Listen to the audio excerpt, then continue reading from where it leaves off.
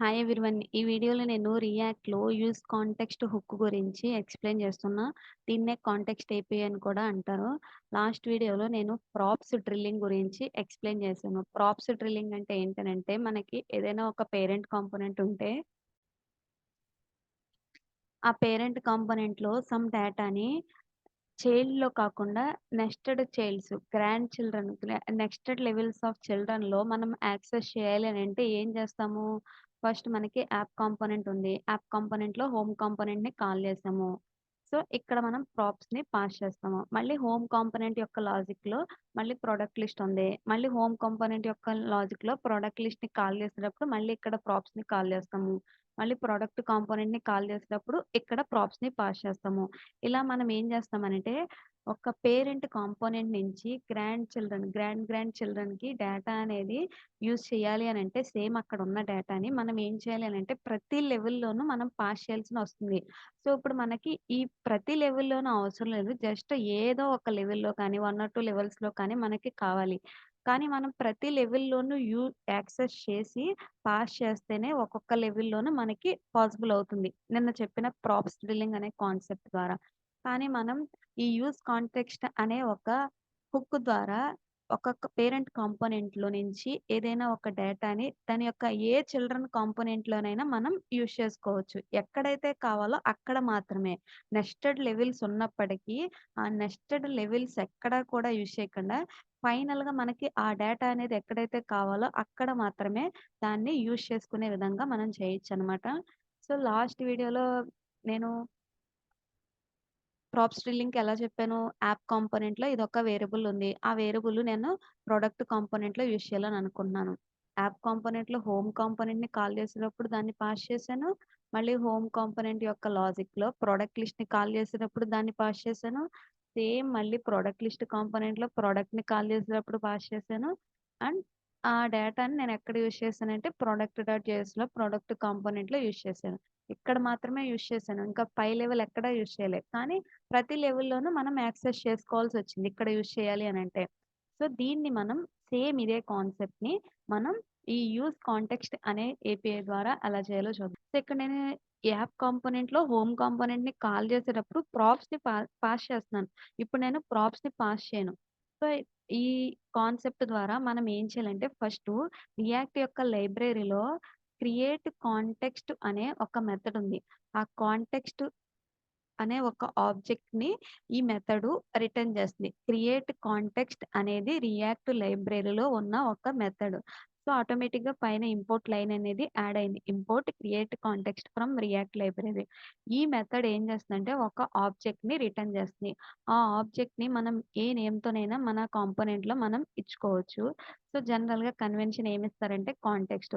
ఇక్కడ నేను కాంటెక్స్ట్ అని ఇచ్చుకోవచ్చు, డేటా అయినా ఇచ్చుకోవచ్చు, ఏ నేమైనా మనం ఇచ్చుకోవచ్చు మన రిక్వైర్మెంట్ ప్రకారం. సో, నేనేం చేశాను ఫస్టు క్రియేట్ కాంటెక్స్ట్ అనే ఒక మెథడ్‌ని రియాక్ట్ లైబ్రరీలో నుంచి ఇంపోర్ట్ చేసుకొని దాన్ని కాల్ చేశాను.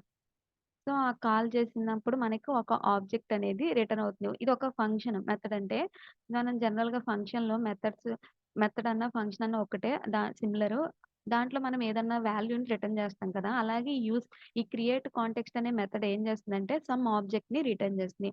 ఆ ఆబ్జెక్ట్‌ని నేను ఒక వేరియబుల్‌లో పెట్టాను. ఇప్పుడు నేను ఈ కాంపోనెంట్‌లో రిటర్న్ చేసేటప్పుడు నేను ఈ కాంపోనెంట్ యొక్క ఏ చిల్డ్రన్ అయినా ఆ పర్టిక్యులర్ డేటా అనేది యాక్సెస్ చేసుకోవాలి అని అనుకుంటున్నప్పుడు, దీని యొక్క రిటర్న్‌లో డైరెక్ట్‌గా ఇక్కడ మనం ఏం చేయొచ్చు అనంటే, ఆ కాంటెక్స్ట్ అనేది ఏదైతే ఉందో, ఆ ఆబ్జెక్ట్‌లో ప్రొవైడర్ అనే ఒక మెథడ్ ఉంటుంది. Context dot provider. ఇక్కడ కాంటెక్స్ట్ అనేది ఆబ్జెక్ట్. అండ్ ఆ ఆబ్జెక్ట్‌లో ప్రొవైడర్ అనేది ఒక మెథడ్. మనం ఇక్కడ ఈ యాంగులర్ బ్రేసెస్ పెట్టామంటే మనకి అదొక మెథడే. మనకి యాప్ కాంపోనెంట్ అనేది ఏంటి ఒక ఫంక్షనల్ కాంపోనెంట్. దాన్ని మనం ఎలా కాల్ చేస్తాము? ఈ విధంగా యాప్ అని కాల్ చేస్తాము. అలాగే ఇక్కడ మనకి ఈ కాంటెక్స్ట్ అనే ఒక ఆబ్జెక్ట్‌లో ప్రొవైడర్ అనే ఒక మెథడ్ ఉంది. దాన్ని మనం ఈ ఫంక్షనల్ కాంపోనెంట్‌లో నొటేషన్‌లో మనం ఇలా కాల్ చేసామో, ఇప్పుడు నేనేం చేయొచ్చంటే ఈ హోమ్ కాంపోనెంట్ ఏదైతే ఉందో దాన్ని ఈ 2 ఓపెన్, క్లోజ్ ఉన్నాయి కదా! ఈ కాంటెక్స్ట్ డాట్ ప్రొవైడర్ యొక్క దాని లోపల పెట్టాలి. సో, ఇప్పుడు నేనేం చేయాలంటే మనం డేటాని ప్రొవైడ్ చేసేది ఈ ప్లేస్‌లోనే. కాంటెక్స్ట్ డాట్ ప్రొవైడర్ అనే ఒక కాంపోనెంట్‌లో నేనేం చేయాలంటే, ఇందాక నేను హోమ్ కాంపోనెంట్‌లో పాస్ చేశాను డేటాని. కానీ ఇప్పుడు నేను హోమ్ కాంపోనెంట్‌లోకి పాస్ చేయట్లేదు. ఇక్కడ కాంటెక్స్ట్ డాట్ ప్రొవైడర్ అనే ఇంకొక కాంపోనెంట్‌ని కాల్ చేస్తున్నట్టు దీనికి రియాక్ట్‌లో ప్రీ డిఫైన్డ్ ప్రాప్ అని ఒకటుంటుంది. అదే వాల్యూ అనమాట. ఇక్కడ మనం ఒక కాంపోనెంట్‌ని కాల్ చేసేటప్పుడు ఈ విధంగా ఏదైతే నొటేషన్ ఇస్తామో వీటిని ప్రాప్స్ అంటామో. ఇక్కడ ఈ కాంపోనెంట్‌ని కాల్ చేస్తూ దానికి ప్రాప్ నేమ్ పాస్ చేస్తున్నాము. వాల్యూ అనే ఒక ప్రాప్. ఇది ఫిక్స్‌డ్ ప్రాప్ అనమాట.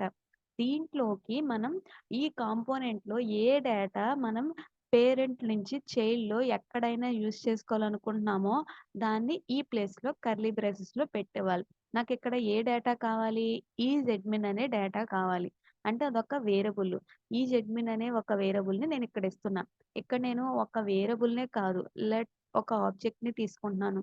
Let p is equal to name,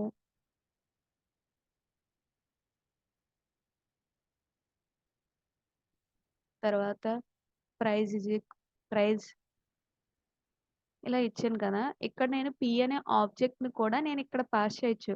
value is equal to P అని పాస్ చేయొచ్చు. ఒక ఆబ్జెక్ట్‌ని, ఒక స్ట్రింగ్‌ని, ఒక నంబర్‌ని ఏదైతే డేటా మనం సో, ఇప్పుడు నేను ఈ వాల్యూ అనే ప్రాప్‌లో ఏదైతే పాస్ చేస్తున్నానో దాన్నే నేను ఏ చైల్డ్ లెవెల్‌లో అయినా మనం యూజ్ చేసుకోవచ్చు. ఏ లెవెల్‌లో ఉన్న చిల్డ్రన్‌లోనైనా మనం యూజ్ చేసుకోవచ్చు. ఒక కాంపోనెంట్‌లో ఎన్ని లెవెల్స్ ఆఫ్ చిల్డ్రన్స్ అయినా మనకుండొచ్చు. పేరెంట్ నుంచి చైల్డ్ నెస్టెడ్ లెవెల్స్ ఉండొచ్చు. అలా ఎక్కడ కావాలన్నా ఇక్కడ మనం పాస్ చేసిన ఈ కర్లీ బ్రేసెస్‌లో ఏదైతే డేటాని పాస్ చేస్తున్నామో దాన్ని మనం యూజ్ చేసుకోవచ్చు. ఏం చేయాలి అనంటే ఫస్టు క్రియేట్ కాంటెక్స్ట్ అనే ఒక మెథడ్‌ని కాల్ చేస్తే అది ఒక ఆబ్జెక్ట్‌ని రిటర్న్ చేస్తుంది. ఈ కాంపోనెంట్‌లో రిటర్న్ లైన్ రాసినప్పుడు కాంటెక్స్ట్ డాట్ ప్రొవైడర్ అని చెప్పి ఆ కాంపోనెంట్‌ని వేరే కాంపోనెంట్ కాల్ చేస్తూ దాంట్లో వాల్యూ అనే ప్రాప్ ఈజ్ ఈక్వల్ టు మనం షేర్ డేటా ఏది పాస్ చేయాలనుకుంటున్నామో అది ఇక్కడ ఇవ్వాలి. ఫస్ట్ స్టెప్ ఏమో కాంటెక్స్ట్ క్రియేట్ కాంటెక్స్ట్ మెథడ్‌ని కాల్ చేయడం. నెక్స్ట్ స్టెప్ ఏమో ఇలాగ కాంటెక్స్ట్ ప్రొవైడర్ అనే కాంపోనెంట్‌ని కాల్ చేస్తూ ఏ డేటా కావాలో దాన్ని వాల్యూ అనే ప్రాప్‌లో ఇవ్వడం. నెక్స్ట్ థర్డ్ స్టెప్ ఏంటంటే ఇక్కడ మనం పాస్ చేసాం. అది వేరే చోట మనం యూజ్ చేసుకోవాలి. యూజ్ చేసుకోవాలి అనంటే మనం ఫస్టు ఇక్కడ కాంటెక్స్ట్‌ని క్రియేట్ చేసాం కదా! దాన్ని వేరే చోట ఇంపోర్ట్ చేసుకోవాలి. దాన్ని వేరే చోట ఇంపోర్ట్ చేసుకోవాలి అనంటే ఫస్ట్ ఇక్కడ ఎక్స్‌పోర్ట్ చేసుకోవాలి. మనం ఎన్ని కాంటెక్స్ట్ ఎన్విరాన్మెంట్స్ అయినా మనం క్రియేట్ చేసుకోవచ్చు.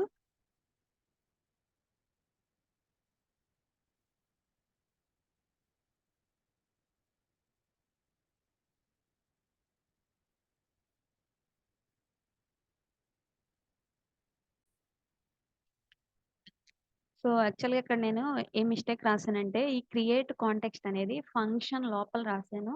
సో, దాన్ని మనం ఏం చేయాలంటే, ఈ యాప్.js ఫైల్ ఏదైతే ఉందో దానిలో ఔట్‌సైడ్ ది ఫంక్షన్ రాసుకోవాలి. అండ్ దాన్ని మనం ఇక్కడ ఎక్స్‌పోర్ట్ చేయాలి. ఎక్స్‌పోర్ట్,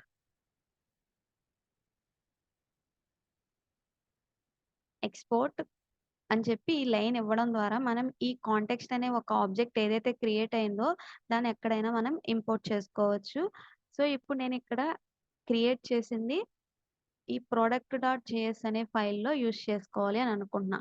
ఇందాక నేనేం చేశాను, ఇక్కడ హోమ్ కాంపోనెంట్ డాట్ జేఎస్‌లో ఇది ఉంది కదా! ఇక్కడ నేను పాస్ చేశాను ప్రాప్స్ కింద. కానీ నేనిప్పుడు ఇక్కడ పాస్ చేయట్లేదు. ఇక్కడ నేను ప్రాప్స్‌ని రిసీవ్ కూడా చేసుకోవట్లేదు. అండ్ ప్రొడక్ట్ లిస్ట్ డాట్ జేఎస్‌లో కూడా నేను తీసుకోవట్లే. ఇది ప్రాప్స్ డ్రిల్లింగ్ కాన్సెప్ట్. కానీ ఇప్పుడు నేను ప్రాప్స్ డ్రిల్లింగ్ కాకుండా యూజ్ కాంటెక్స్ట్ అనే హుక్ ద్వారా చేస్తున్నాను. ఇప్పుడు నాకు ప్రొడక్ట్ డాట్ జేఎస్ ఏదైతే ఉందో మనకిక్కడ కాంపోనెంట్ యొక్క హైరార్కీ ఇలా ఉంది. యాప్ కాంపోనెంట్‌లో హోమ్ కాంపోనెంట్‌ని కాల్ చేసాం. హోమ్ కాంపోనెంట్‌లో ప్రొడక్ట్ లిస్ట్‌ని కాల్ చేసాం. ప్రొడక్ట్ లిస్ట్‌లో ప్రొడక్ట్‌ని కాల్ చేసాం. సో, ఫైనల్‌గా మనకి ప్రొడక్ట్ అనే కాంపోనెంట్‌లో మనకి డేటా అనేది కావాలి. ఎక్కడి నుంచి? యాప్ కాంపోనెంట్ నుంచి. సో, ఇప్పుడు నేనేం చేయాలనంటే ఇక్కడ ఇంపోర్ట్ చేసుకోవాలి. దేన్ని ఇంపోర్ట్ చేసుకోవాలి? కాంటెక్స్ట్‌ని ఏదైతే ఎన్విరాన్మెంట్‌ని మనం క్రియేట్ చేసామో యాప్.jsలో ఈ కాంటెక్స్ట్‌ని మనం ఎక్కడ యూజ్ చేయాలనుకుంటున్నామో అక్కడ ఇంపోర్ట్ చేసుకోవాలి. సో, ఇంపోర్ట్ చేసుకోవాలంటే మనం ఔట్ సైడ్‌ది ఫంక్షన్స్ చేసుకుంటాం కదా! ఇక్కడ. నేను ఇంపోర్ట్ కాంటెక్స్ట్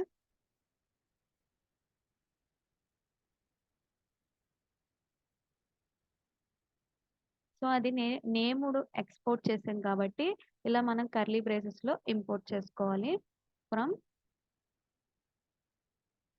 app.js లో ఉన్న కాంటెక్స్ట్ అనే ఒక వేరియబుల్ మనం ఒక కాంపోనెంట్లో ఎన్నైనా మనం ఎక్స్పోర్ట్ చేసుకోవచ్చు. ఒక ఫైల్‌లో ఎన్నైనా మనం ఎక్స్పోర్ట్ చేసుకోవచ్చు. కాంపోనెంట్‌లో కాదు.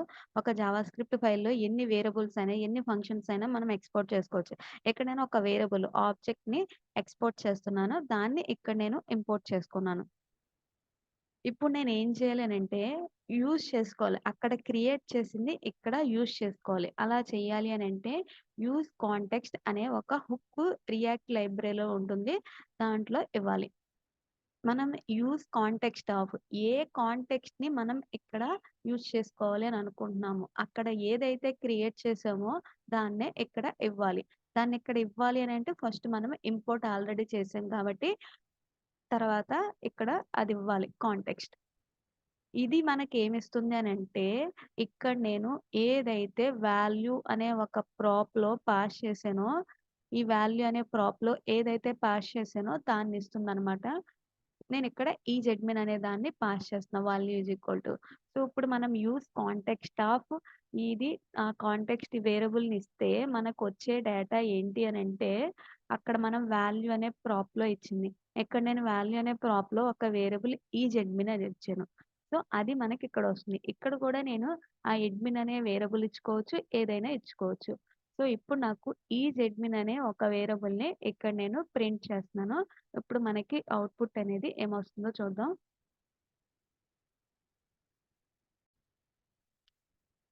సో, ఇప్పుడు మనకి ఈజెడ్మిన్ ట్రూ అనే ఇక్కడొచ్చింది.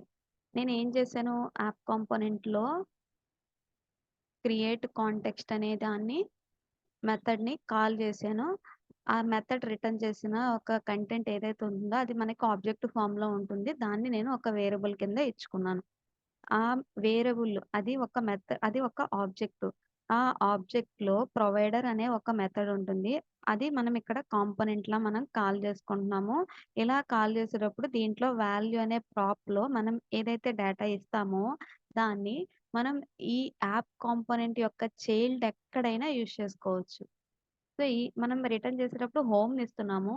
అండ్ మనం హోమ్‌లో మల్టిపుల్ చిల్డ్రన్స్ రాసుకోవచ్చు. మళ్ళీ ఆ చిల్డ్రన్‌లో ఇంకో చిల్డ్రన్ రాసుకోవచ్చు. ఎక్కడైనా మనం ఎక్కడ కావాలంటే అక్కడ మాత్రమే మనం ఈ ఇక్కడ పాస్ చేసిన డేటాని యూజ్ చేసుకోవచ్చు. అవసరం లేని చోట మనం యూజ్ చేసుకోవాల్సిన పని లేదు.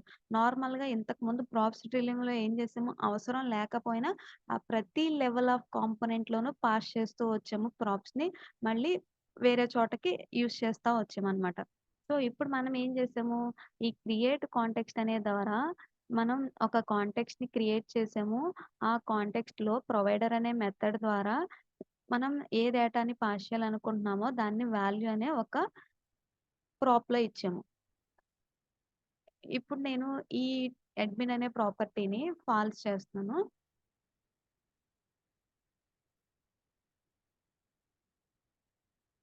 ఇప్పుడు మనకి ఫాల్స్ వచ్చింది.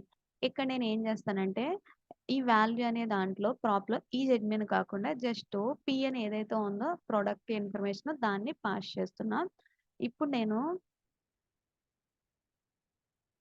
ఈ ప్రొడక్ట్ డాట్ జేఎస్ ఏదైతే ఉందో దాని లోపల నేను సమ్ డేటా ఏదైతే వస్తుందో దానిలో మనకొక ఆబ్జెక్ట్ పి అనే ఆబ్జెక్ట్ వస్తుంది కదా! సో, దాంట్లో నేను డేటా డాట్ ప్రైస్ అని ఇస్తున్నా.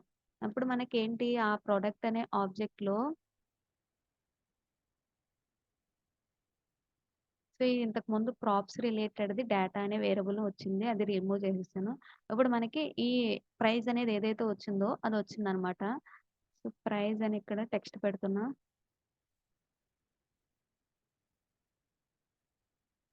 సో, ఇక్కడ ప్రొడక్ట్ నేము, సో, డేటా డాట్ నేమ్. మనం అక్కడ ఒక ఆబ్జెక్ట్ తీసుకున్నాం కదా! పి అని. ఆ ఆబ్జెక్ట్‌లో ప్రైజు, నేమ్ అనే 2 ఫీల్డ్స్ పెట్టాము. సేమ్ ఆ 2 నేనిక్కడ యూజ్ చేశాను. సో, మనం యూజ్ కాంటెక్స్ట్ అనే హుక్‌ని యూజ్ చేయాలి అనంటే ఫస్టు దానికన్నా ముందు ఏం చేయాలనంటే పేరెంట్ కాంపోనెంట్‌లో క్రియేట్ కాంటెక్స్ట్ అనే ఒక మెథడ్‌ని కాల్ చేయాలి. ఆ మెథడు మనకి ఒక ఆబ్జెక్ట్‌ని రిటర్న్ చేస్తుంది. ఆ ఆబ్జెక్ట్ యొక్క ప్రొవైడర్ అనే మెథడ్ అంటే ప్రొవైడర్ అనే ఒక మెథడ్‌లో ఇది మనం కాంపోనెంట్ స్ట్రక్చర్‌లో ఇలా కాల్ చేస్తాం కదా! ఆ ప్రొవైడర్ అనే ఒక కాంపోనెంట్‌కి వాల్యూ అనే ఒక ప్రాప్‌లో మనం ఏ షేర్ డేటానైతే ఇవ్వాలి అని అనుకుంటున్నామో దాన్ని ఇక్కడ కర్లీ బ్రేసెస్‌లో ఇవ్వాలి. సో, ఇప్పుడు మనకి ఈ కాంటెక్స్ట్ డాట్ ప్రొవైడర్ మధ్యలో ఏ కాంపోనెంట్ అయినా మనం ఈ డేటాని యూజ్ చేసుకునేలా చేయొచ్చనమాట. అది యూజ్ చేయాలి అనంటే మనం ఏం చేయాలి? ఎక్కడ కావాలంటే యూజ్ చేయాలనుకుంటామో అక్కడ ఫస్టు ఆ కాంటెక్స్ట్ వేరియబుల్ ఏదైతే ఉందో దాన్ని ఇంపోర్ట్ చేసుకోవాలి. ఇక్కడ కాంటెక్స్ట్ వేరియబుల్ ఏంటి? ఇది. ఇక్కడ ఎక్స్‌పోర్ట్ చేశాను. అక్కడ ఇంపోర్ట్ చేశాను. అండ్ నెక్స్ట్ స్టెప్ ఏంటి? యూజ్ కాంటెక్స్ట్ ఆఫ్ ఆ కాంటెక్స్ట్ వేరియబుల్ ఇచ్చుకోవాలి. ఆ కాంటెక్స్ట్ వేరియబుల్ ఇవ్వంగానే అది ఏం రిటర్న్ చేస్తుంది అనంటే, నేనిక్కడ ఈ ప్రొవైడ్ చేసినప్పుడు వాల్యూ అనే ప్రాప్‌లో ఏదైతే ఇచ్చానో సేమ్ అదే మనకి ఇక్కడ రిటర్న్ అవుతుంది. దాన్ని మనం ఏ విధంగా కావాలంటే అలా యూజ్ చేసుకోవచ్చు. Thank you for watching.